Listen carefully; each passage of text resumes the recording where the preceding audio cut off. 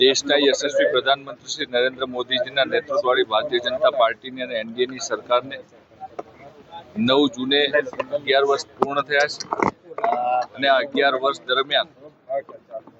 જે રીતે દરેક સમાજ, દરેક ધર્મના લોકોનો અને દેશના યશસ્વી પ્રધાનમંત્રીશ્રીનો જે મંત્ર છે, સબકા સાથ સબકા વિકાસ, સબકા પ્રયાસ સબકા વિશ્વાસ, એ મંત્ર સાથે તમામ લોકોનો વિકાસ થાય, છેવાડાના માનવી સુધી સરકારની યોજનાનો લાભ પહોંચે. જે રીતે જ્ઞાનનો મંત્ર આપીને ગરીબ, યુવા, અન્નદાતા અને નારી આ 4 વર્ગના લોકોનો વિકાસ થાય, ગરીબોને મફત અનાજ આપવાનું કામ હોય, યુવાઓને શિક્ષણ મળે, રોજગાર મળે અને અન્નદાતાઓ એટલે ખેડૂતોને